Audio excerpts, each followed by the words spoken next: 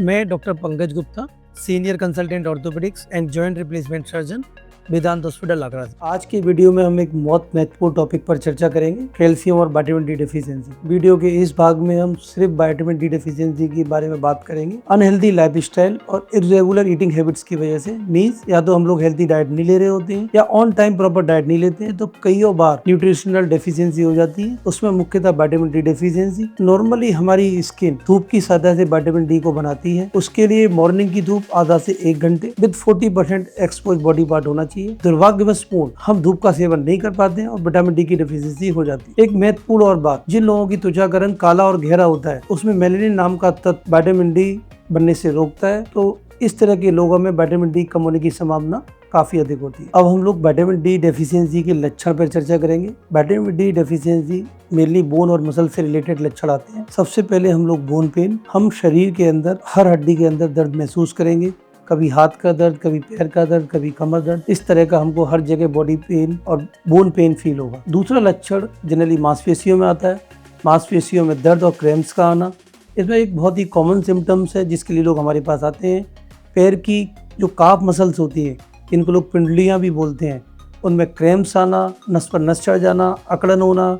Normally ये दर्द रात में ज़्यादा परेशान करता है। नॉर्मली विंटर सीजन में और फीमेल्स में ये काफ क्रैम्प्स और पेन नॉर्मली कॉमन होते हैं। दूसरा सिम्टम्स कमर में दर्द होना। तीसरा सिम्टम्स हम लोग जो जॉइंट्स पेन के साथ पेशेंट्स आता है, सारे जॉइंट्स पेन के साथ, और दूसरा स्पेशली नी पेन, जिसमें हम लोग क्लिकिंग साउंड की भी समस्या हम लोग पेशेंट हमको बताता है। एक दूसरा सिम्टम्स विटामिन डी का ये भी है, हम लोग एक्टिव फील नहीं करेंगे, सुस्ती फील होगी। जो एनर्जी स्टेमिना हम लोगों को फील होना चाहिए वो एनर्जी स्टेमिना फील नहीं होगा। मेंटल सिम्टम्स भी विटामिन डी डेफिशिएंसी की वजह से आते हैं, जिसमें mood fluctuation, sleep disturbance.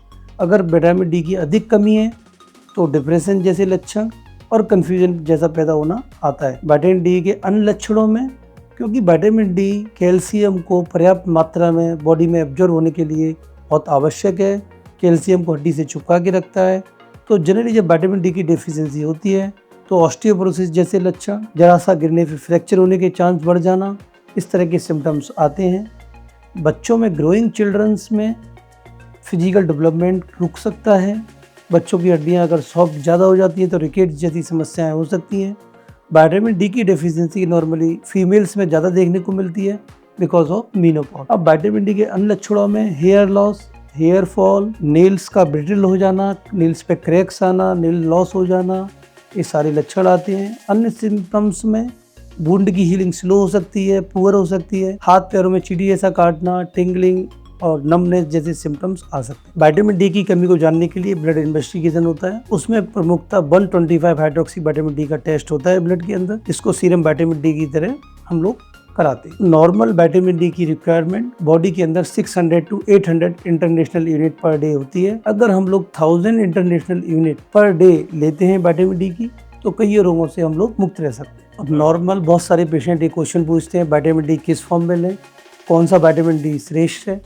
Vitamin D की नॉर्मली 2 फॉर्म होती है, इनएक्टिव फॉर्म और एक्टिव फॉर्म। इनएक्टिव फॉर्म को हम कोलेकैल्सिफेरॉल बोलते हैं।